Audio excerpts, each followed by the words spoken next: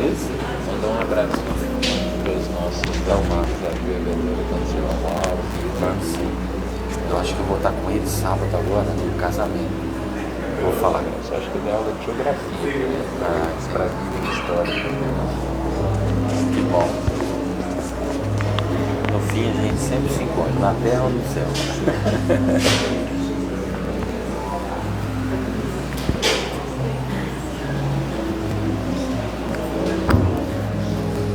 Boa noite a todos. Que Jesus nos abençoe na noite de hoje.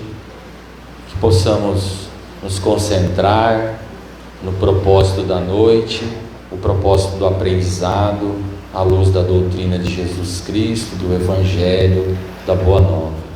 Que Deus abençoe a todos nós e que possamos, nesta coletividade de pensamentos, captarmos os fluidos da casa, revigorantes, e tudo aquilo que ela traz de bom, inclusive o conhecimento da doutrina espírita. Nós temos o prazer hoje de receber o nosso irmão de Bebedouro, Edmir Garcia, prata da casa aqui de longa data.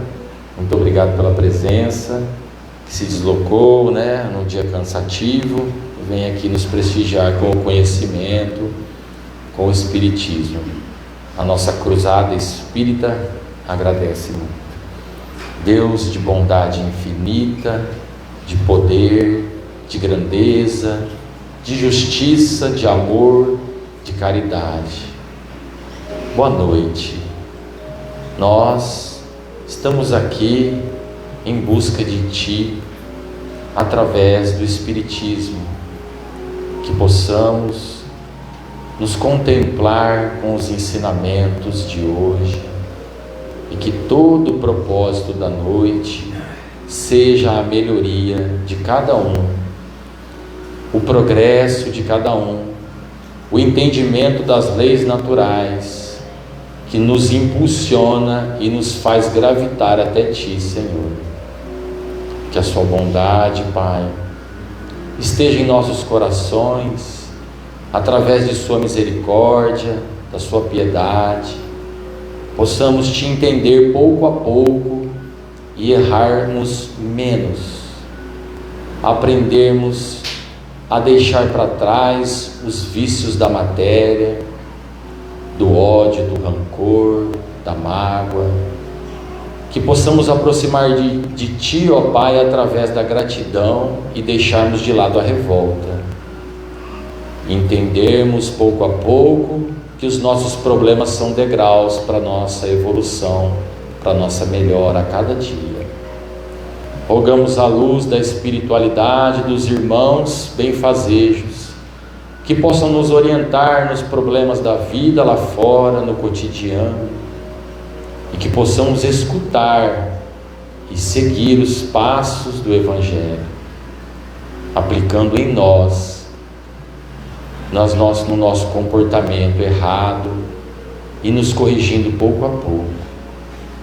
Que a mansuetude e o amor tomem conta dos nossos corações, ó Pai.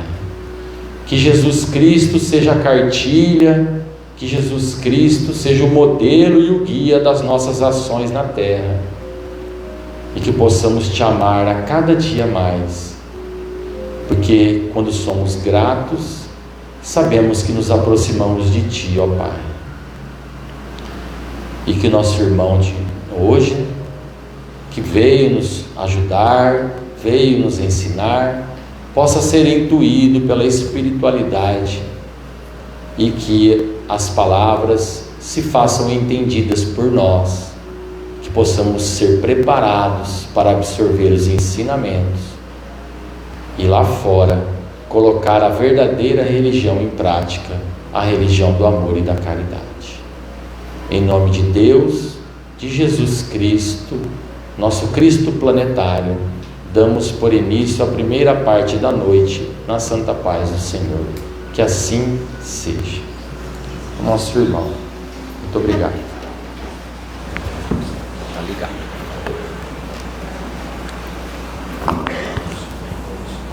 Boa noite a todos e a todas. Estão me ouvindo bem aí no fundo? Tudo certo?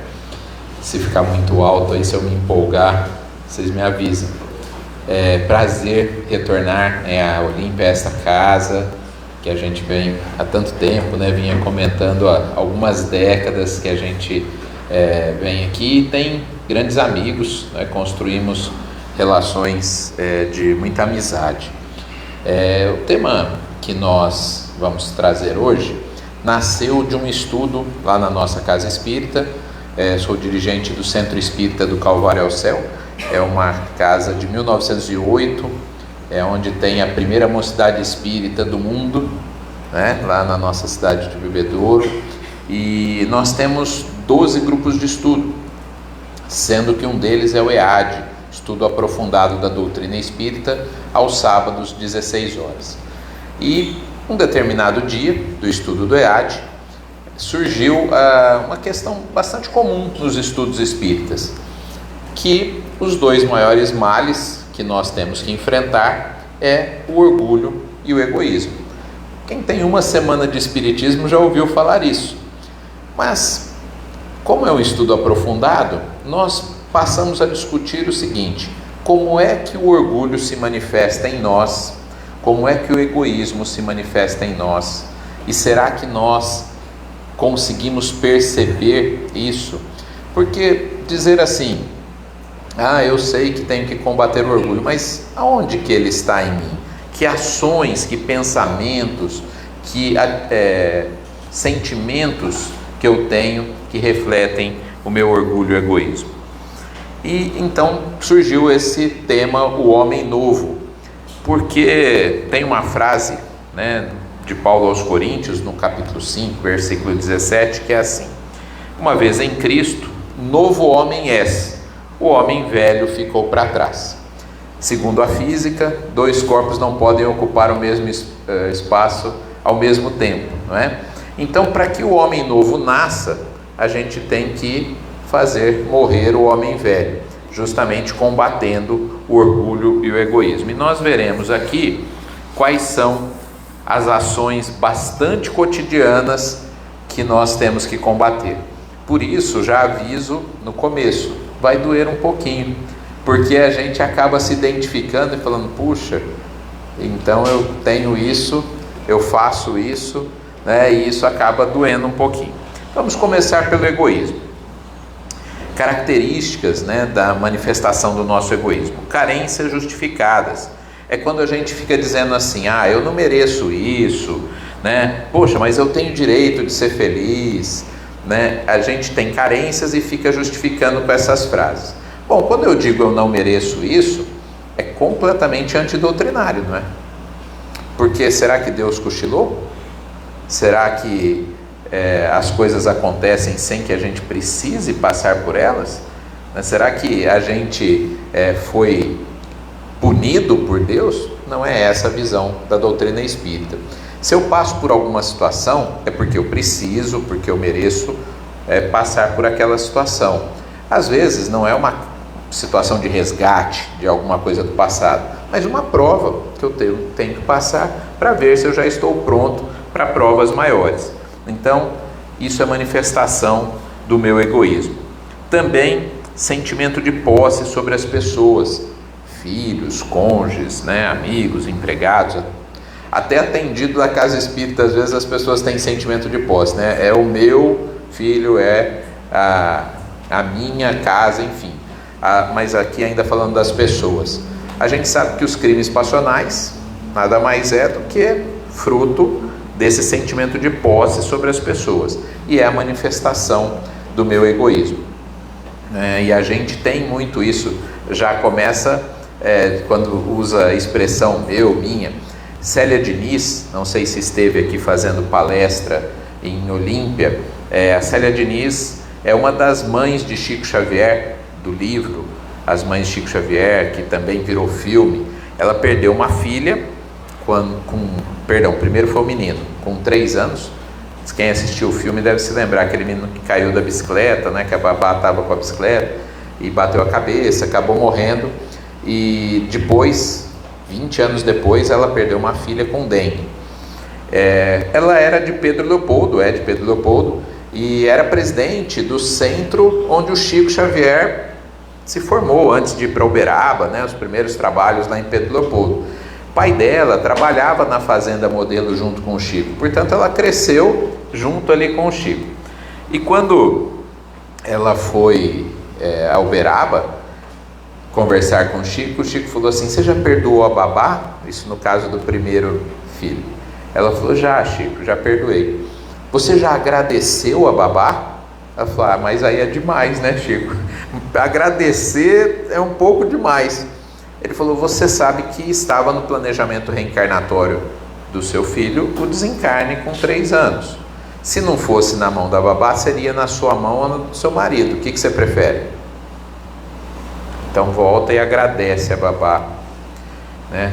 E ela diz assim no livro dela, né, e também nas palestras: eu achava que eles eram meus, perdi um filho e continuei achando isso, precisei perder a segunda para entender que eles não são nossos, né? Olha a nossa manifestação do egoísmo aí.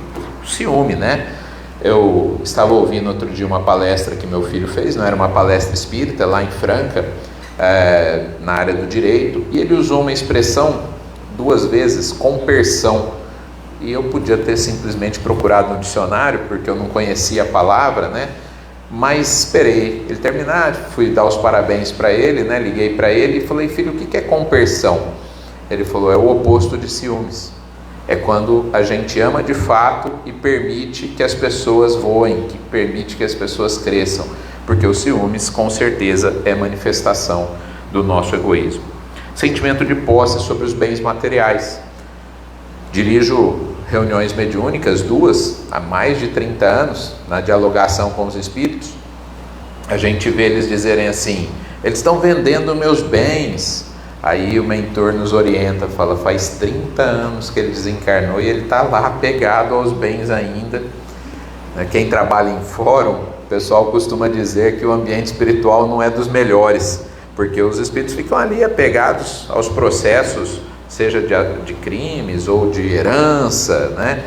Então desencarna e continua apegado. É um dos fatores que dificulta o desenlace aí desses espíritos para a sequência no mundo espiritual.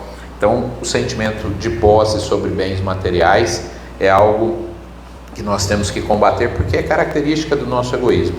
Contando uma situação, hoje quase todas as casas espíritas têm data show, mas há um tempo atrás era raro, né? Apenas algumas casas maiores.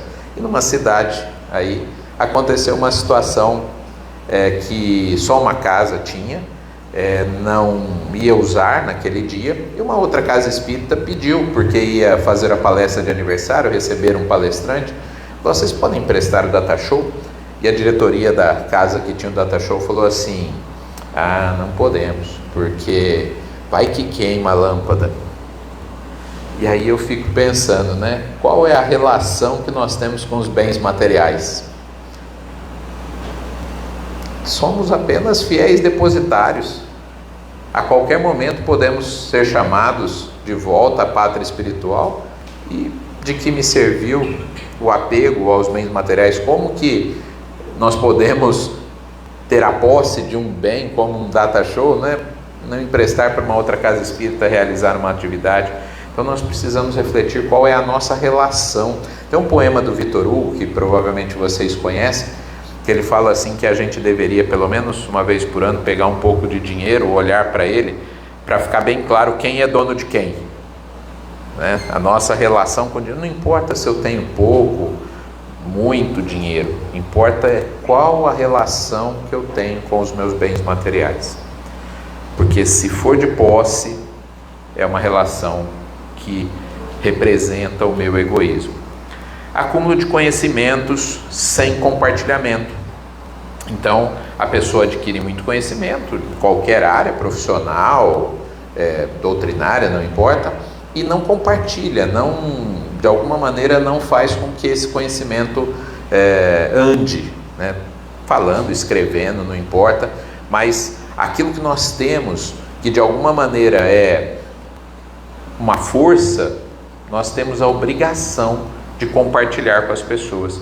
Se eu tenho mais poder político, econômico, cultural, uma condição emocional, de equilíbrio emocional melhor, enfim, eu devo compartilhar isso com as pessoas, não é? Então, segurar para si é com certeza uma manifestação do nosso egoísmo. Inclusive, Jesus, né, nós temos isso no Evangelho, não pôr a candeia debaixo do alqueire, ou seja, não pega uma luminária e esconde debaixo do móvel, porque não vai servir para nada. Essa luz não vai iluminar lugar nenhum. Então, nós devemos compartilhar. Egocentrismo. Quando nós nascemos, somos egocêntricos, né? A gente acha que todo mundo gira em torno de nós. O problema é que isso deveria passar na primeira infância, mas às vezes a gente continua seguindo isso. E aqui me perdoem os meninos, nós meninos temos bem mais dificuldade de superar isso do que as meninas às vezes, né? Um egocentrismo achando que tudo gira em torno de si aí. A gente chega ao ponto, eu sei que aqui em Olímpia ninguém nunca falou isso, tá? Nem pensou, de quando vai para a praia, dar uma olhadinha para cima e falar assim, ver se não chove, né? Porque eu trabalhei o ano inteiro, vou passar uma semana na praia e ver se não chove. A gente acha que o clima tem que se adaptar a nós, é um egocentrismo absurdo. Eu sei que em Olímpia ninguém nunca fez isso, mas vocês devem conhecer alguém que fez. E é brincadeira? Não é brincadeira. É o nosso egoísmo gritando em nós. Nós, né, achando que as coisas têm que se adaptar a nós. Bom, as pessoas muito egocêntricas falam assim, você não pode fazer isso. A pessoa fala, por quê? Porque eu não quero. Olha, como se... porque eu não quero. Vocês lembram de um programa da cultura, Porque Sim? E as crianças dizem assim, porque sim não é resposta. Eu poderia acrescentar, porque eu não quero não é resposta. Porque eu não quero, né? Isso não é uma boa resposta. É sim manifestação do meu egoísmo, do meu egocentrismo aqui. Pessoas com essas manifestações têm extrema dificuldade de convivência. Por quê? Porque o controle remoto da televisão fica sempre na mão delas. Ixi, tem gente que já cutucou a pessoa do lado aí, né? Pois é. Também a comida que se faz na casa é a comida que ela gosta. Tem planta ou animal na casa? Depende. Se ela gosta, tem. Se ela não gosta, não tem. Estão começando a lembrar de alguém? O pior é quando a gente lembra da gente, né? Aliás, é o melhor. E é por isso que dói.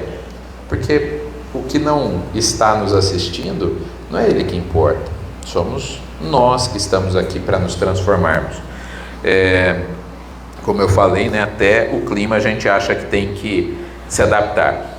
Até lugar à mesa, né? As famílias mais antigas tinham muito essa tradição de a pessoa sentar ali naquele local. E aí trouxemos isso absurdamente para as reuniões mediúnicas, né? O médium que senta na cabeceira, como se isso fosse importante. Quer dizer, se ele é médium lá, se ele sentar aqui, ele não é médium mais. Tem alguma coisa errada aí, né? Nesse estudo de mediunidade. Portanto, meus irmãos, minhas irmãs, pessoas com egoísmo exacerbado, todos nós somos egoístas, mas quando isso se manifesta de maneira exacerbada, vai ter, claro, dificuldade de convivência. Manifestações do nosso orgulho, medo de falhar. Quem aqui já tem medo de... não vou fazer isso não. A gente costuma desde pequeno, quando não joga a bola bem, por exemplo, a gente fala, não gosta de jogar bola. Ou quando não gosta de matemática, a gente fala, não gosto também. Porque a gente não gosta de fracassar. A gente, né, prefere dizer que não gosta de alguma coisa para ter que enfrentar o nosso fracasso, as nossas dificuldades. Porque ali naquele item nós não seremos aplaudidos, não seremos os melhores.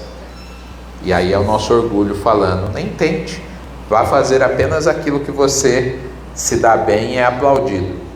Mas, já falei aqui nessa casa sobre educação espírita, lembrem que para que nós nos tornemos espíritos puros, nós temos que nos desenvolver em todas as nossas potencialidades, né? A teoria das inteligências múltiplas, ou como diria Joana de Ângeles, a construção do homem integral. E para que a gente construa a perfeição em todas as áreas, nós vamos ter que falhar muitas vezes. O erro faz parte do aprendizado. Existe algum invento que foi feito sem inúmeros erros antes de chegar até aquele objeto que foi inventado? Claro que não.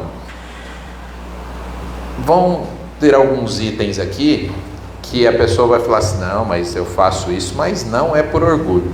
Por exemplo, superproteção. Pais superprotetores.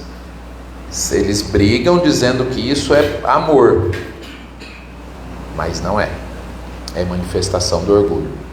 Porque quem ama, lembra da compersão? Quem ama quer que o outro voe, quer que o outro cresça. Nós somos reencarnacionistas. Nós não vamos estar perto das pessoas que nós amamos o tempo todo. Pessoas que reencarnaram conosco em outras oportunidades não estão conosco agora. Nossos pais, nossas mães, nossos filhos, alguns estão, outros não. No fim, a sequência é individual, né? Porque nós vamos nos reencontrando às vezes e não temos como proteger sempre. Lembra, quem leu ou assistiu o filme Nosso Lar, lembra do André Luiz, passou aproximadamente 9 anos em região de sofrimento. A mãe dele tinha condições espirituais melhores, mas ela não tinha como ir lá e tirá-lo de lá. Nós vamos passar por aquilo que nós temos que passar. Devo ter trazido na palestra de educação também um vídeo do Ray Charles, que é um músico estadunidense que ficou cego com 9 anos, 8 para 9 anos, e a cena que eu normalmente trago na palestra é uma cena do exato instante que ele ficou cego. A mãe percebeu, ele começou a gritar desesperado. O médico já havia avisado, porque ele tinha uma doença degenerativa, falou: olha, uma hora ele vai perder a visão totalmente. E aí ela ficou parada. Eu já tinha reprovado nessa, já tinha corrido para acudir, mas ela corretamente ficou parada, porque ela já tinha explicado para ele que a hora que ele perdesse a visão, ele ia ter que perceber o mundo pela audição. E ela ficou esperando, e ele começou a prestar atenção nos barulhos. Em 2 minutos de cena, ele sai do desespero para o sorriso. Ele consegue pegar um grilo que está no chão, fica feliz com isso, pelo barulho, e aí a mãe se emociona, e ele percebe ela soluçando, fala: também estou te ouvindo, mamãe, você está bem aí? Ela fala: sim, eu estou bem aqui. Eles se abraçam e ele fala assim: por que você está chorando, mamãe? E ela fala: porque eu estou feliz. Aí eu reprovei de vez. O filho acabou de perder a visão. Essa mãe teve a extrema competência espiritual, que poucos de nós temos, de esperar o filho sair do estado de desespero para o equilíbrio. E ficou feliz porque ele tinha conseguido isso. E isso é o oposto de superproteção. Porque quando a gente superprotege, os nossos superprotegidos vão ter extrema dificuldade ali na frente. E está lá no Livro dos Espíritos. Nós vamos responder por isso. Nós somos responsáveis pelo mal que nós fazemos. Nós somos responsáveis pelo bem que nós não fazemos e pelo mal que decorre do bem que nós deixamos de fazer. Está lá no Livro dos Espíritos. E dói essa frase, porque se eu super protegi, eu não ensinei a andar, a hora que tiver que andar vai cair, vai se machucar, e eu sou responsável por isso. Manifestação do orgulho, perpetuação do poder.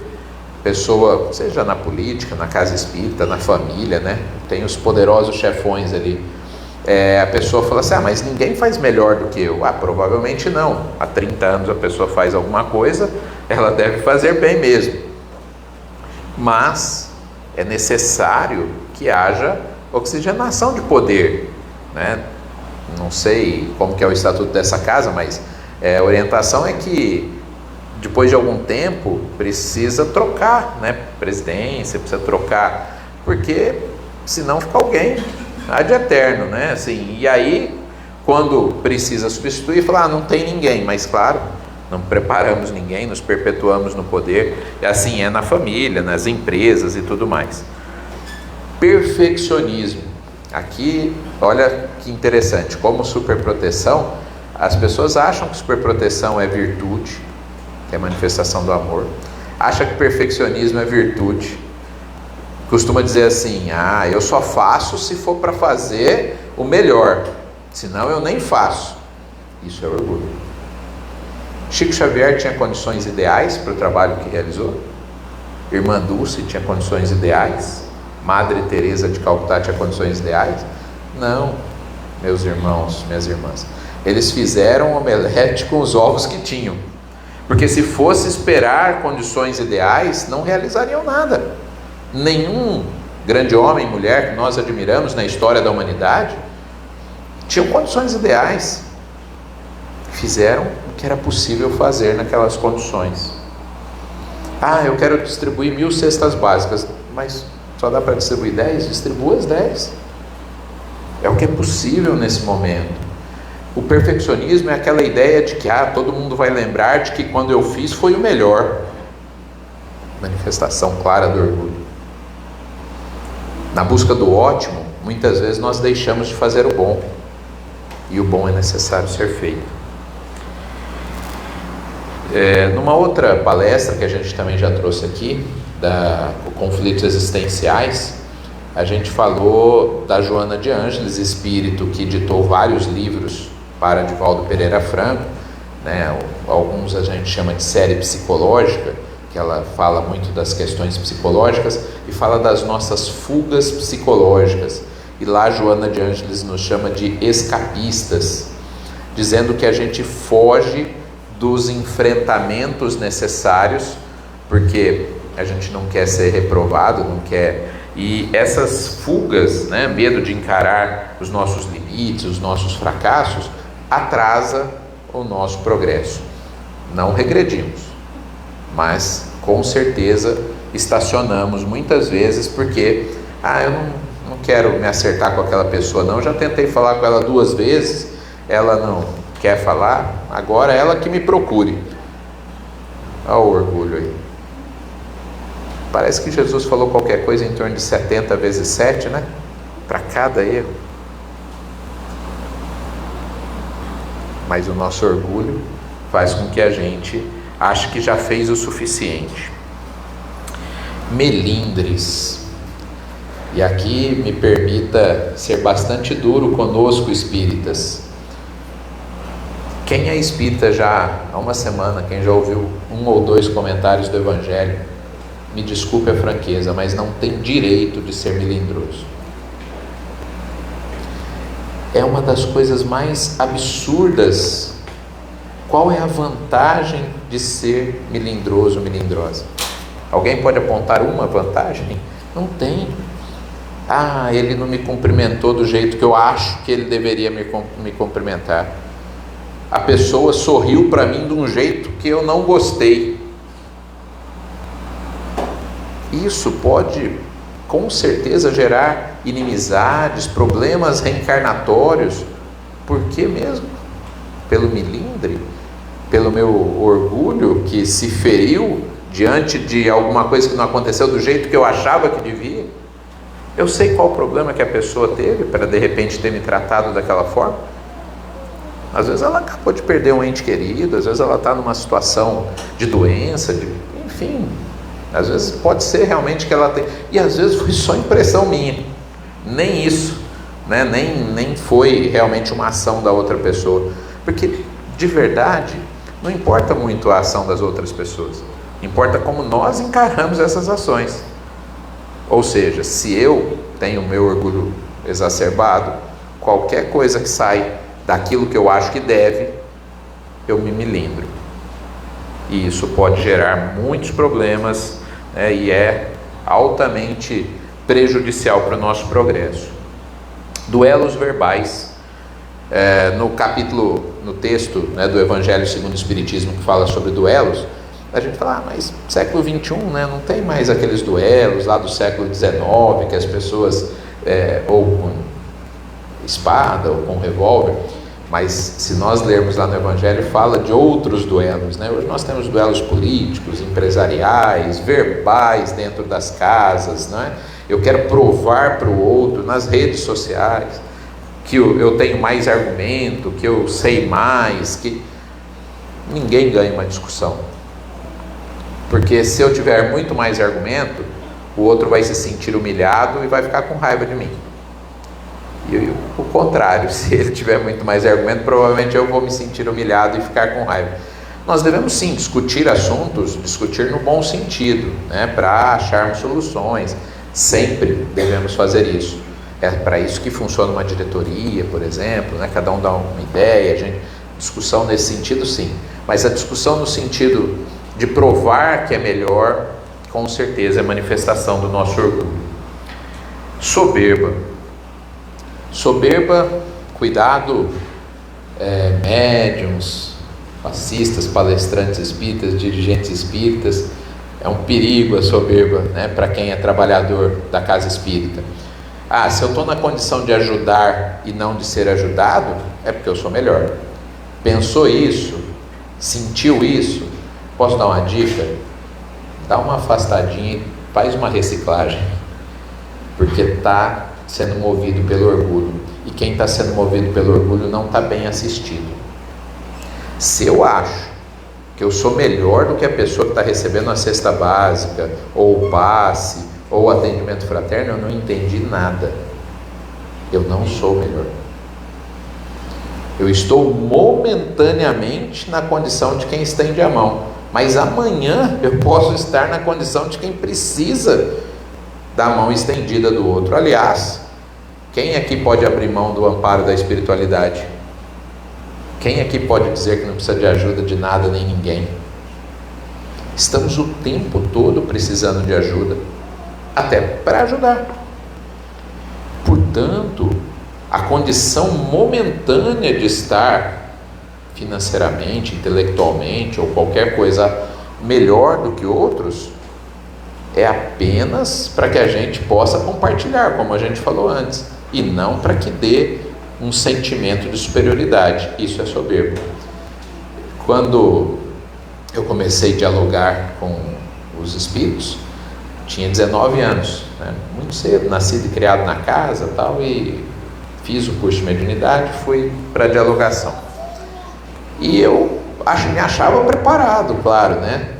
Na época, no alto da experiência dos 19 anos, e os espíritos diziam assim: você acha que é melhor do que a gente? Eu falava: não, irmão. Olha a falsidade. Não, irmão, não acho. E ele falava assim: você acha que o que você fala importa pra gente? A gente enxerga você, o espírito enxerga o que eu estou sentindo. E eu demorei um pouco para entender que eu não poderia me candidatar ao trabalho de dialogação se eu tivesse um sentimento de soberba, porque aquele irmão não merecia a manifestação do meu orgulho na hora de atendê-lo. Assim é para qualquer trabalho no bem. Companheiro de Rio Preto, professor Rodrigues Ferreira, professor da Unesp, ele fez uma palestra uma vez, né, e ele falou que para entregar sopa eles davam um treinamento de 1 mês. A pessoa acha um exagero, falou: poxa, entregar sopa, quem não sabe entregar sopa? E ele falava: vocês não sabem os erros que a gente vê na entrega da sopa. E ele dizia: se for para chegar lá, pôr o prato próximo, fica em casa. Você não entendeu que o seu olhar, que a sua palavra, que o seu gesto é mais importante para aquela pessoa do que a sopa e o pão que você está dando. Soberba, manifestação do nosso orgulho. Falta de empatia e compreensão dos limites alheios. Se eu conseguir, o outro não consegue, porque não se esforça. Já ouviram alguém falar isso? Mas não é verdade, porque ele consegue fazer coisas que eu não consigo. Lembra das inteligências múltiplas? Um é bom jogando bola. Aliás, na escola a gente percebe muito isso, né? O bom de matemática nem sempre é o bom de bola. O bom da língua portuguesa nem sempre é o bom nas biológicas. Nós somos cheios de deficiências, né? Somos espíritos imperfeitos. Portanto, eu às vezes consegui alguns passos numa área que outros não conseguiram, mas eles conseguiram muitos passos também que eu não consegui. Então, essa ideia de ter empatia, de conseguir me colocar no lugar do outro, de entender que os meus limites e os do outro são diferentes, Joana de Ângeles também fala bastante para a gente sobre isso na série psicológica. Quando a gente dá curso para formação de atendentes da Casa Espírita, atendente fraterno, a gente diz muitas coisas, né? O curso tem horas, mas uma das coisas é nunca falar para a pessoa que está sendo atendida assim: ah, isso que você está sentindo é bobagem. Como assim? A pessoa está pensando em se matar por causa daquilo que ela está sentindo, aí ela chega na Casa Espírita e o atendente fala que o que ela está sentindo é bobagem. Não entendeu, né? E a gente comete esses erros. E esse último aqui do orgulho é quase engraçado. Atraso é manifestação do orgulho. Aqui entendido, não é o atraso eventual, porque todos nós nos atrasamos, acontece um incidente, isso todos nós já tivemos esse problema. Mas sabe aquela pessoa que atrasa de forma contumaz? Se você marcar às 7, ela chega às 7h15. Se você marcar às 7h15, ela vai chegar às 7h30. Se você marcar às 7h30, ela vai chegar às 7h45, e assim vai ser sempre. Sabe por quê? E ela costuma dizer a seguinte frase: eu odeio esperar. Olha aí o meu orgulho gritando em mim, dizendo assim: o meu tempo é mais importante que o tempo do outro. Essa aula que a gente debateu e virou essa palestra é para doer de verdade, porque são coisas tão pequenas do nosso dia a dia que de repente eu estava achando que era virtude, e não se combate virtudes. Se eu achasse que o perfeccionismo era virtude, que a superproteção era virtude, ora, vou cultivá-los e vou atrasar o meu processo evolutivo. Quando eu começo a aprofundar e falar: não, isso é manifestação do meu orgulho, do meu egoísmo, me identifico, e não adianta pensar, fulano devia estar aqui assistindo, né? Eu me identifiquei com muitos desses itens. Digo para vocês, antes o fim vai ser um pouquinho mais leve, tem os tratamentos aqui rápidos, mas eu vou falar de 3 doenças antes, que eu sei que são doenças que precisam ser tratadas com medicamento, com terapia, com tudo isso. Não estou desmerecendo a doença em hipótese alguma, mas estamos numa casa espírita e vou dizer que ansiedade, depressão, pânico são doenças da alma e muitas vezes manifestação do orgulho, do egoísmo. Na ansiedade, por exemplo, é não entender o tempo de Deus. Eu quero no meu tempo, então eu acho que as coisas têm que acontecer agora. Eu viro obsessor lá, porque essa história de esperar a pessoa colher os frutos, né? Você fala isso na reunião mediúnica para o espírito, ele fala: não, eu vou fazer ele pagar agora, eu vou fazer justiça com as minhas próprias mãos. Ansiedade. Nossa, Edmir, quer dizer que minha ansiedade pode fazer com que eu vire obsessor? Sim, porque o obsessor não entende o tempo de Deus, ele quer no tempo dele, ele não entende que tem o tempo para preparar a terra, tempo para o plantio, tempo para cultivar, tempo para a colheita. Esse é o tempo de Deus, mas o meu orgulho diz que tem que ser no meu tempo. Depressão, muitas vezes fruto das minhas expectativas não atendidas, do meu orgulho ferido. Como ela pôde me trocar, né? Olha o meu orgulho, eu sou melhor que todo mundo, como é que alguém pode não querer ficar comigo? É meu orgulho dizendo isso, gritando alto lá dentro de mim. E a gente fica todo ferido, não é? Mas é meu orgulho. Se eu amo de fato, deixa eu seguir. Pânico, que é a fuga permanente das nossas imperfeições. Não sei se alguém aqui esteve numa Conresp que aconteceu em Orlândia. Nós tivemos uma palestra lá do Dr. Alberto Almeida, médico espírita, de Belém do Pará, né? Veio fazer a palestra. E o que eu vou dizer, eu vou justificar antes, como ele fez na palestra. Não quer dizer que todas as pessoas com autismo têm essa característica, mas ele disse que existem relatos da espiritualidade que muitos, não quer dizer todos, dos autistas são pessoas que cometeram algum tipo de crime, alguma situação em outra vida e que não foram apanhados. A lei da época não conseguiu descobrir, por exemplo. Só que onde que está escrita a lei de Deus? Está lá no livro dos Espíritos, na consciência. E a consciência pesa. E a pessoa fica em permanente fuga, porque ela sabe que ela deve. Uma das características do autista é não conseguir olhar nos olhos. Porque quando eu olho nos olhos, parece que a pessoa está lendo tudo que tem dentro de mim, né? E uma das características é essa. Bem claro, não quer dizer que todos os autistas têm essa construção. Mas Dr. Alberto Almeida, escritor, médico, espírita, traz essa informação para a gente refletir, não é? Como que, eu não fui apanhado, ok, mas a minha consciência vai me acusar.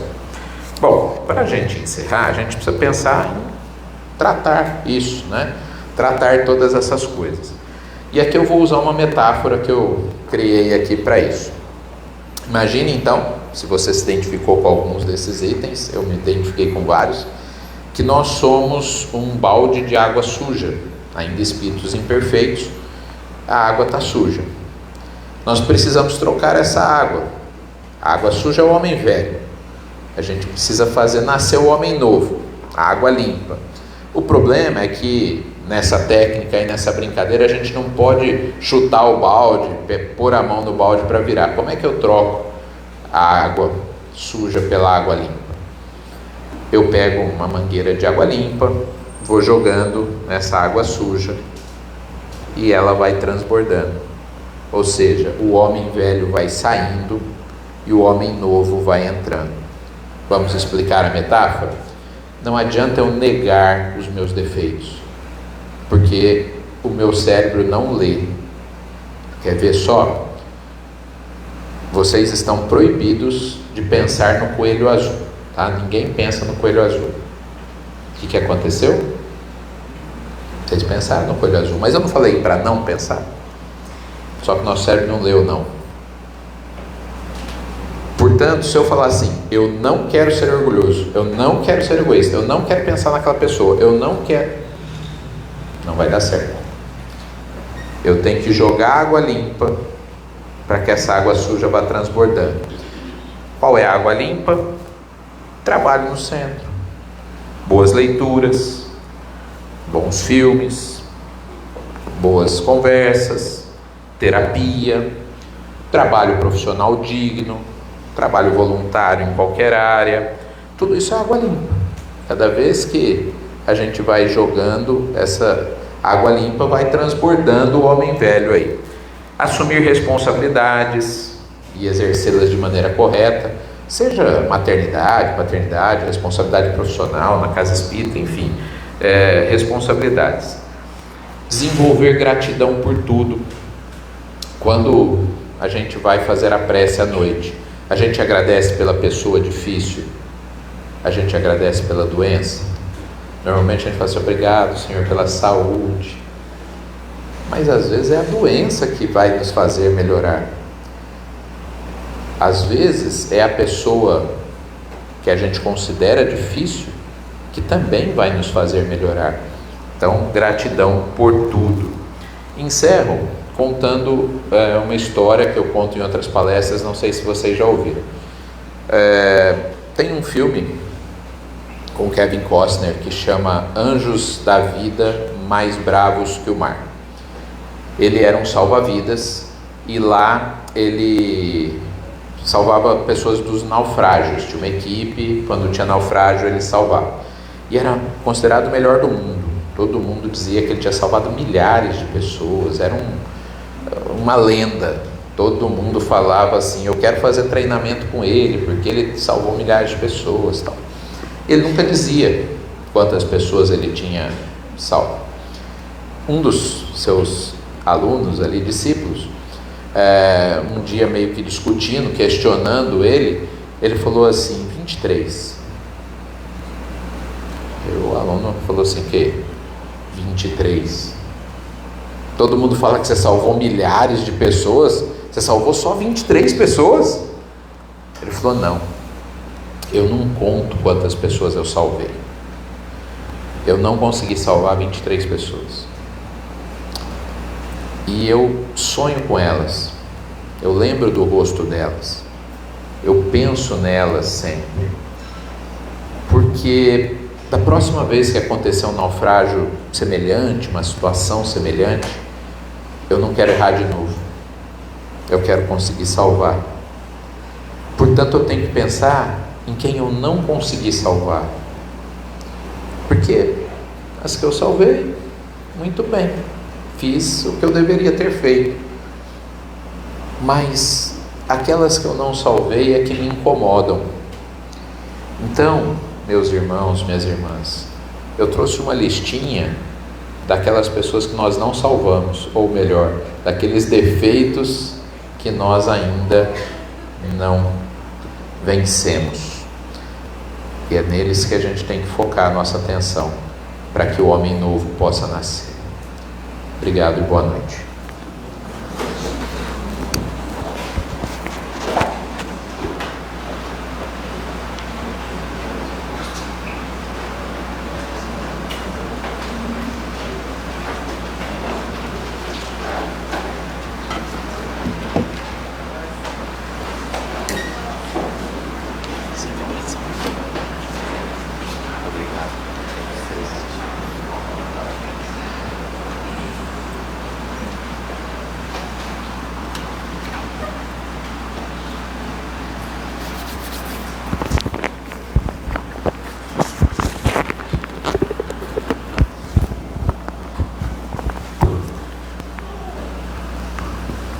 Obrigado, excelente explanação.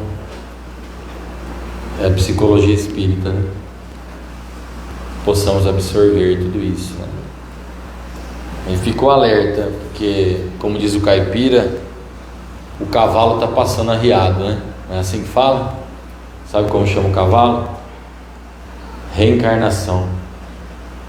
E ele passa, e às vezes passa rápido, e a gente não aproveita. Muito obrigado, irmão. Um bom retorno. Um abraço para o pessoal de Bebedouro. Cidade da Laranja lá ainda ou não? Mais ou menos. Que bom. Pessoal, a Cruzada Espírita continua com os trabalhos filantrópicos, como é sabido por todos. E sempre está precisando de doações, de alimentos não perecíveis, de roupas usadas, calçados. Tudo aqui é muito bem-vindo e convertido em benefícios para as pessoas que necessitam. Estamos sempre de portas abertas. Lembrando dos nossos cursos de segundas e de quintas-feiras, gratuitos, onde todos são muito bem recebidos para a gente estudar junto. Como disse o nosso irmão, ninguém sabe tudo. E a gente tem que se ajudar nesse processo reencarnatório. Muito bom. Convido aos passistas para se dirigirem à Câmara de Passe. Gostaria, e a casa pede, com muito amor, que fiquem sentados, vibrando amor, para que todos possam receber os fluidos da casa. Nós vamos chamando pouco a pouco as fileiras, para não fazer tumulto nem barulho e atrapalhar o pessoal que está dando passe lá dentro. Tá bom? Vamos então nos concentrar para a segunda parte da noite, tentando lembrar dos ensinamentos do nosso irmão, que trouxe-nos essa pedagogia espírita de viver melhor a cada dia. Pai de amor, estamos aqui em mais uma noite para receber as suas bênçãos, o seu amparo e aprendermos nos comportarmos como cristãos, verdadeiros seguidores do Evangelho. Que possamos entender, Pai, as suas leis, o seu propósito e seguirmos os ditados, a cartilha da providência divina, do seu amor por nós. Nos liberte, Pai, das trevas, nos liberte das tentações, nos liberte do caminho que nos arrasta para o homem velho, como dissemos hoje nesta noite, e possamos ir em busca do homem novo. Que possamos entender, Pai de amor, que o nosso mau humor, a nossa tristeza não modifica a vida e nem impede a dor. É o olhar de gratidão pela vida que nos faz melhores, que nos traz conforto. Que possamos entender que as nossas tristezas não vão iluminar os nossos caminhos, e o desânimo sempre vai fazer com que nós fiquemos para trás, parados nas trevas, na escuridão ou na ignorância. Que possamos substituir, Pai de amor, as nossas lágrimas pelo sorriso, pelo bom olhar da vida, pela maneira de viver as pegadas de Jesus Cristo. E vamos, em orações, continuarmos em silêncio para recebermos o complemento do tratamento que viemos receber esta noite através do passe espiritual. Que assim seja.